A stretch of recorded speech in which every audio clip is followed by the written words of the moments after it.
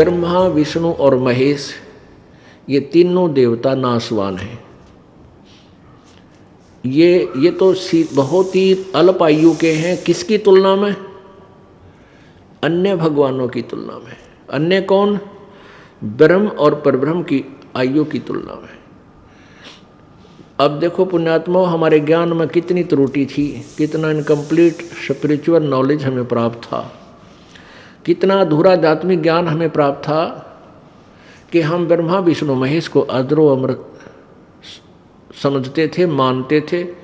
और हमारे जो हिंदू धर्म के गुरुदेव थे वो हमें इनके विषय में यही बताते थे कि ये अजरो अमर है, सर्वशक्तिमान है, सर्वेश्वर हैं, महेश्वर हैं, मृत्युंजय हैं, कालज्ञ हैं। अब इन्हीं की जीवनी में हमने पढ़ा, ये स्वयं स्वीकार कर रहे हैं कि हम तो अविनाशी नहीं हैं, हमारा तो जन्म और मृत्यु होता है।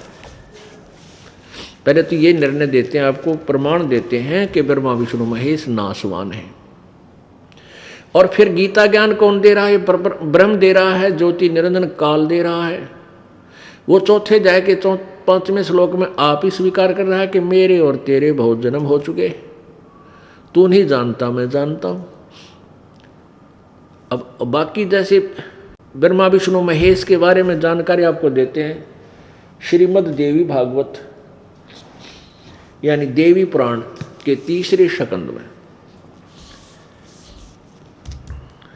देखिएगा, श्रीमद् देवी भागवत सचित्र मोटा टाइप, केवल हिंदी, गीता प्रेस गोरखपुर से प्रकाशित है।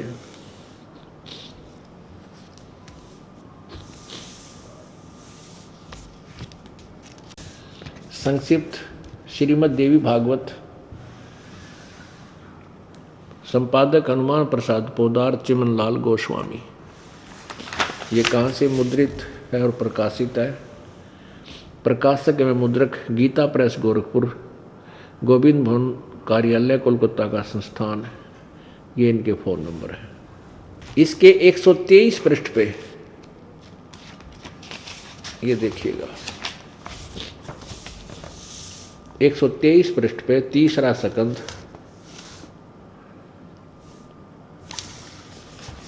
ये 3रा स्कंद।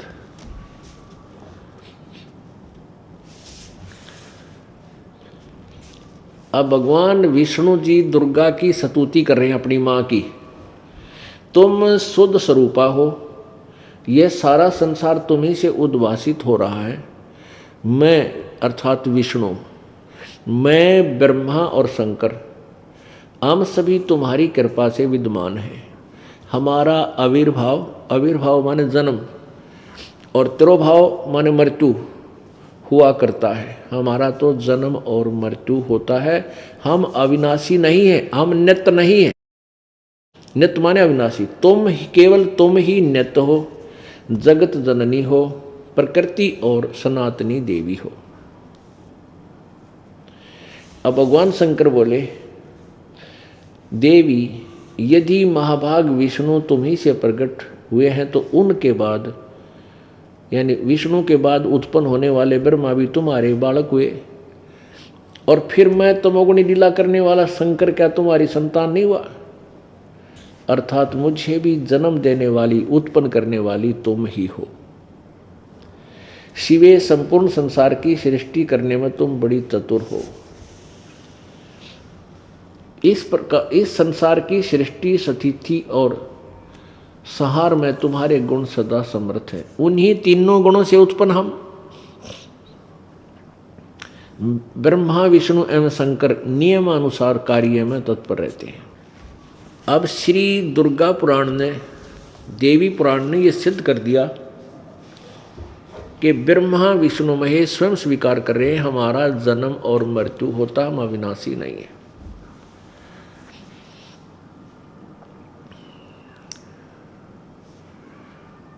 और दूसरा ये सिद्ध कर दिया कि दुर्गा इनकी माता है और ये तीनों ब्रह्मा, विष्णु, महेश इसके पुत्र हैं। और चौथा कंसेप्ट ये क्लियर हो गया कि रजगुण ब्रह्मा है, सतगुण विष्णु, तमगुण शिव जी।